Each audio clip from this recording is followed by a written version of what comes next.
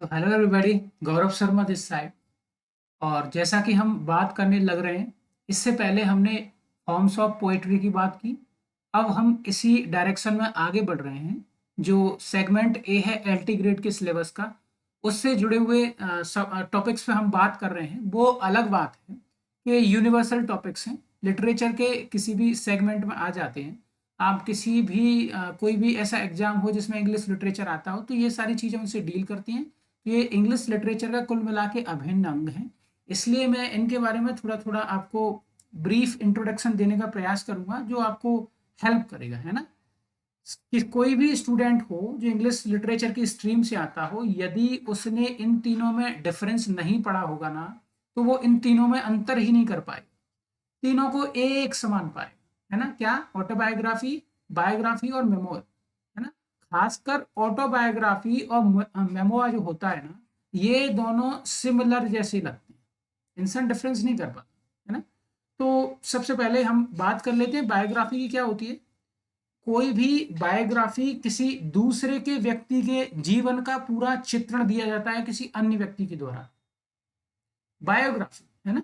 तो जैसे मैं हूं, मेरी कोई बायोग्राफी लिख दे, उदाहरण के तौर पर यदि लिटरेरी वर्ल्ड से उठाएं, तो आप मान के चलिए कई ऑथर्स हैं, जैसे जो आपकी जेन ऑस्टिन है, जेन ऑस्टिन की बायोग्राफी उनके कजिन ने लिखी थी, है ना। जैसे आपके उदाहरण के तौर पे और कई एग्जांपल ले लीजिए, जॉन बेरीमन हुआ, है ना, उसकी बायोग्राफी ईवी ल्यूकस ने लिखी, है ना। तो इस प्रकार से कई एग्जांपल्स ऐसे हो सकते हैं जहां हम लिटरेचर में देखते हैं। तो biography is the written account of someone's life by another person. कोई दूसरा व्यक्ति मेरे जीवन का पूरा चित्रण अपनी किताब में उतारने का प्रयास करेगा, तो इस प्रकार के किसी लिटरेरी पीस को हम बायोग्राफी में पुट कर सकते हैं, ना। हर जॉनरा के अपने कुछ कैरेक्टरिस्टिक्स होते हैं। तो इसके जो बायोग्राफी है, इसके कुछ कैरेक्टरिस्टिक्स आप देख लीजिए। जैसे इसको थर्ड पर्सन में लिखा जाता है। थर्ड पर्सन मतलब मैं किसी ऐसे व्यक्ति की कहानी बता रहा हूं जो मेरे समक्ष नहीं है। फर्स्ट पर्सन होता है मैं स्वयं। सेकंड पर्सन होता है कोई व्यक्ति जिसके साथ मेरा संवाद हो रहा है, मेरे सामने है। थर्ड पर्सन वो होता है जो मेरे सामने नहीं है, ना मेरा संवाद हो रहा है, बस मैं उसके बारे में आपको बता रहा हूँ अपने वर्क में, है ना। तो ये थर्ड पर्सन में लिखे जाते हैं। ये कवर्स करते हैं किसी भी व्यक्ति की पूरे जीवन को, है ना, जन्म से लेके मौत तक, है ना, अप टू द प्रेजेंट, है ना, वर्तमान तक, based on facts, documents, interviews, letters. कुल मिला के 100 माध्यम होते हैं किसी भी व्यक्ति विशेष के बारे में जानकारी इकट्ठा करने के लिए, है ना। तो या तो वो फैक्ट से उठाए हों, या कहीं कोई डॉक्यूमेंट्स में पब्लिश हो वहां से उठाए हों, या फिर इंटरव्यूज से उठाए हों, या लेटर से उठाए हों, है ना। तो ये बेस बनते हैं। ये जो सारी चीजें हैं, ये कहीं ना कहीं बेस बनती हैं किसी बायोग्राफी के लिखे जाने में। यदि ऑब्जेक्टिव बात की जाए इसकी, तो इसका जो ऑब्जेक्टिव होता है रिसर्च बेस्ड, ऑफन क्रोनोलॉजिकल। जरूरी नहीं है ये क्रोनोलॉजी में हो। क्रोनोलॉजी मतलब समय के अनुसार सारी घटनाओं का चित्रण दिया हो, ये कोई जरूरी नहीं है, डिपेंड करता है। वो नॉन लीनियर भी हो सकता है, जैसे कुछ घटनाएं पहले दिखा दी, कुछ घटनाएं बाद में दिखा दी। जैसे उदाहरण के तौर पर life of doctor Samuel Johnson, written by mister James Boswell, है ना। ये बहुत अलग प्रकार की बायोग्राफी है ना। इसमें जितनी भी मतलब जो भी स्टोरीज दी गई हैं डॉक्टर सैमुअल जॉनसन के बारे में, वो सब एनेक्डोट्स के द्वारा दी गई हैं, किस्सों में, है ना। तो ये अलग बनाता है ये इस बायोग्राफी। अब एग्जाम्पल की बात की जाए तो काफी है। ये आ गया जेम्स बॉसवेल का, है ना। स्टीव जॉब्स की इवन बायोग्राफी लिखी है ना। ये वाल्टर आइजकसन में, है ना। ये जो ऑथर है ना आइजैक्सन, ये मॉडर्न ऑथर है। अब ऑटोबायोग्राफी क्या होता है? ऑटोबायोग्राफी वह वर्क है जो स्वयं के द्वारा स्वयं का जीवन चित्रण लिखा जाए ना, तो इस प्रकार के लिटरेचर के जॉनरा को ऑटोबायोग्राफी कहते हैं ना। खुद के जीवन का अकाउंट लिखा जाए खुद के द्वारा। अब इसके कुछ कैरेक्टरिस्टिक्स, इसको हमेशा फर्स्ट पर्सन में लिखा जाता है, जस्ट बिकॉज जो व्यक्ति है, जो वक्ता है, वो अपना जीवन बता रहा है, इसलिए आई फर्स्ट पर्सन में इसको लिखा जाता है ना। ये मेजर की डिफरेंसेस हैं। ये कवर करता है स्वयं के पूरे जीवन को, बचपन से लेकर प्रेजेंट तक जब आप लिख रहे हैं, है ना। फॉर्मल टोन होती है, क्रोनोलॉजिकल होता है और फैक्चुअल इन नेचर होता है, मतलब फैक्ट्स दिए होंगे, ऐसा नहीं है कि फॉल्सिफाइड कोई भी इंफॉर्मेशन कहीं से भी उठा के मन से बना के डाल दिया, ऐसा नहीं है। ओरिजिनलिटी होनी चाहिए, है ना, वैलिड होना चाहिए। क्रोनोलॉजिकल इवेंट्स होना चाहिए, जैसे विंग्स ऑफ फायर को ले लीजिए, इंडिया से डॉक्टर एपीजे अब्दुल कलाम की बायोग्राफी है ना। तो उसमें कहीं ना कहीं उनका एक चैप्टर है चाइल्डहुड, है ना, ऐसे ही करके एडल्टहुड, चाइल्डहुड, ऐसे करके कुल मिला के जीवन का एक चित्रण है शुरू से लेकर अंत की तरफ, है ना। तो इसको ऑटोबायोग्राफी कहते हैं। ये फोकस करता है अचीवमेंट्स पे, स्ट्रगल पे और कहीं ना कहीं इवेंट्स पे, ठीक है। ये भी किसी व्यक्ति विशेष की अचीवमेंट्स और उसके स्ट्रगल्स और इवेंट्स, ये इन पे मेनली फोकस करता है ना। अब ये इसके एग्जाम्पल के तौर पे और देखें तो the autobiography of Benjamin Franklin, है ना, स्वयं ने उसने लिखी है, ऑटोबायोग्राफी है। तो ऑटोबायोग्राफी का मतलब ही होता है बायोग्राफी का ऑटो, स्वयं के द्वारा लिखना, ऑटोनोमस, है ना। The story of my experiments with truth, mister Mahatma Gandhi. ये भी इसमें अपने बचपन के किस्से सुनाते हैं कि जैसे छोटे में जब वो घर वालों से छुपते छुपाते किस प्रकार से जो बीड़ियां होती हैं ना, तेंदुपत्ता से जो बनाई जाती है, उसके कहीं ना कहीं से उठा के जो आधे जले हुए जो उनके जो अवशेष रह जाते हैं बीड़ी के, उनको उठा के बीड़ियां पीते थे, है ना। किस प्रकार से मजबूरी में उनको अफ्रीका में नॉनवेज का सेवन करना पड़ा, कैसे अफ्रीका में लोग उनको भाई कह के संबोधित करते थे, ऐसी कई घटनाएं इनमें देखने को मिलती हैं। स्वयं के द्वारा क्रॉनिकल क्रोनोलॉजी में अपनी जीवन का चित्रण करना ही ऑटोबायोग्राफी है ना। जबकि बायोग्राफी में ऐसा नहीं होता है। अब बात की जाए मेमोआ की। मेमोआ क्या होता है? इसको लोग मेमोअर पढ़ते हैं, क्योंकि मैं भी वही पढ़ता था समय से मैंने इसको बदल लिया, बिकॉज वी आर इंडियन, है ना। तो हम इंडियंस हैं तो हम उसको वैसे ही पढ़ेंगे, क्योंकि ये शब्द इंग्लिश है ही नहीं। A memoir is a collection of memories written by the person, है ना, देमसेल्फ। खुद ही लोग अपने मेमोआ लिखते हैं, है ना। ये अपनी मेमोरीज के बारे में होता है, focusing on specific events, themes, periods.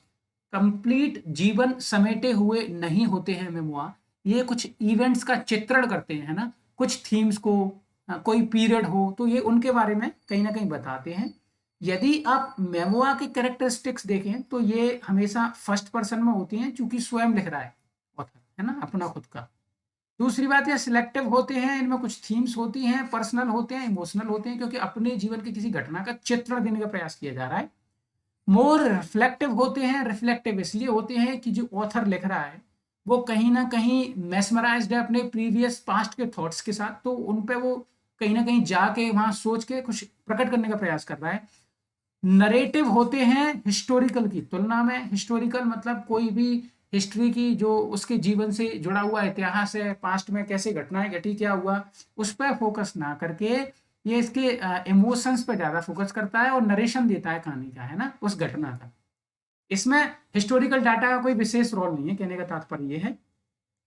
Focuses on experiences, impressions, rather than covering everything, है ना। जो कुल मिला के ये सब्जेक्टिव होता है। सब्जेक्टिव मतलब something which deals with a subject, किसी भी पर्सन की सब्जेक्टिव अप्रोच। ऑब्जेक्टिव में जनरलाइज हो जाता है, मतलब जो सबके लिए सर्वमान्य उसको ऑब्जेक्टिव कहते हैं। सब्जेक्टिव वो है जो हर इंसान का अपना अलग है ना। तो जो सब्जेक्टिव एक्सपीरियंसेस और इंप्रेशंस होते हैं उन पर फोकस करते हैं। ये सब कुछ कवर नहीं करते, जीवन के कुछ इंसिडेंट्स को कवर करते हैं। एग्जाम्पल के तौर पर देखा जाए, ये कुछ एग्जाम्पल्स देख लीजिए आप। जैसे memoirs of a geisha by Arthur Golden, है ना। ये फिक्शनलाइज्ड है बट मेमोआ है ना। इसकी जो स्टाइल है वो मेमोआ में लिखी है, वो अलग बात है कि ये फिक्शनलाइज्ड है, ओरिजिनल नहीं है ना, हिस्टोरिकल डॉक्यूमेंट नहीं है। अब इसमें जब आप आगे चलेंगे तो आप देखेंगे कि एडुकेटेड, ये भी एक मेमोआ है, तारा बेस्टोवर ने लिखा है इसे, है ना। दूसरा ये एक और मेमोआस बाय बराक ओबामा, है ना, ड्रीम्स फ्रॉम माय फादर। ये बराक ओबामा जो एक्स प्रेसिडेंट रहे यूएसए, उनका मेमोआ है ना। आप समझ गए होंगे मेमोआ में और ऑटोबायोग्राफी में और बायोग्राफी में क्या अंतर होता है, ठीक है। ये जो मेमोआ है ये इसका उदय कहीं ना कहीं फ्रांस से हुआ है, याद रखना, है ना। अब इनके की डिफरेंसेस देख लीजिए आप। इसको लिखता कौन है? इसको जो कोई दूसरा व्यक्ति लिखता है, किसी दूसरे की जीवनी लिखता है ना, किसी सेकंड पर्सन के द्वारा किसी की जीवनी लिखी जाती है। ऑटोबायोग्राफी में स्वयं लिखता है, मेमोआ में भी स्वयं लिखता है, लेकिन स्पेसिफिक मेमोरीज या घटनाओं को लिखा जाता है, जबकि ऑटोबायोग्राफी में पूरा जीवन और बायोग्राफी में पूरा जीवन। यदि पॉइंट ऑफ व्यू की बात की जाए तो बायोग्राफी थर्ड पर्सन में लिखी जाती है क्योंकि वो इंसान वहां उपस्थित नहीं है, जबकि ऑटोबायोग्राफी और मेमोआ दोनों फर्स्ट पर्सन में लिखी जाती है। आई मतलब मैं अपना खुद का जीवन बता रहा हूँ। स्कोप की बात, यदि स्कोप की बात करी जाए तो इसमें the whole life from birth to death and present, है ना, और इसमें भी ऐसा ही है, whole life from birth to death या फिर प्रेजेंट में जहां ऑथर लिख रहा है ना। ये सिलेक्टेड होती है कुछ इवेंट, थीम्स या पीरियड्स को लेके। अब यदि टोन की बात की जाए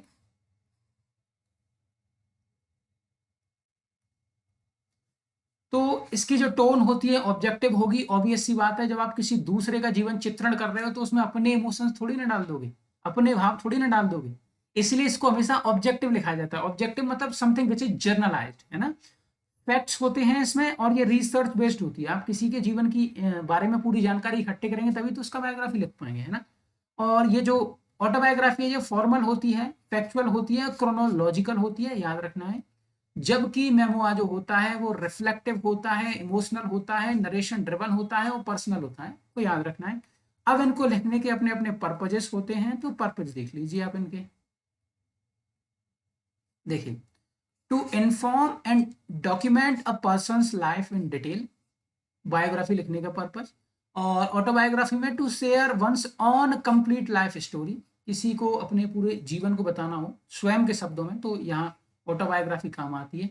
मेमोआ का ऐसा है to share personal experiences, impression and insights whatever he has faced in the society, है ना, ऐसा।